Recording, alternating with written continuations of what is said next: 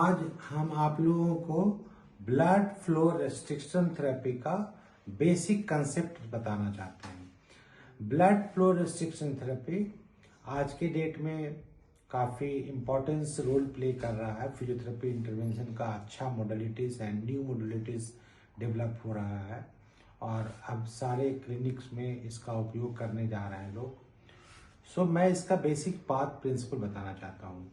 होता क्या है कि बेसिकली दो तरह का एक्सरसाइज लोगों में करते हैं। एक लो लोड की एक्सरसाइज होती है, एक हाई लोड की एक्सरसाइज होती है। हाई लोड का एक्सरसाइज में हर लोगों का जिसका भी आप कराना चाहेंगे उसमें स्ट्रेंथ बढ़ेगा। और अगर किसी का स्ट्रेंथ बहुत अच्छा है, स्ट्रेंथ सिर्फ रेस्पिरेटरी स्ट्रेंथ नहीं है, मसल का स्ट्रेंथ है, रेस्पिरेटरी स्ट्रेंथ है, कार्डियक स्ट्रेंथ है, फिजिकल स्ट्रेंथ है, सब चीज का स्ट्रेंथ आ जाता है।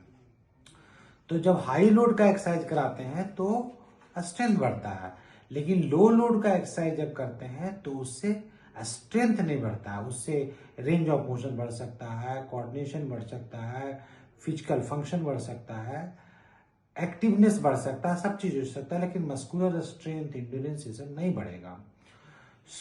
होता क्या है कि जब उस तरह की कोई पर्सन है, जैसे मान लिया कोई जेरिएट्रिक पर्सन है, या मान लिया कोई ACL का इंजरी हुआ है, उसके बाद पेशेंट का रिकंस्ट्रक्शन हुआ है, उसके बाद कोई फ्रैक्चर का केस है, या मान लीजिए कोई बहुत दिन तक रेस्ट पर रहा है, एक्शन ज्यादा नहीं कर सकता है, ज्यादा लोड लेकर एक्सरसाइज नहीं कर सकता है, उसका कैसे स्ट्रेंथ बढ़ाएंगे?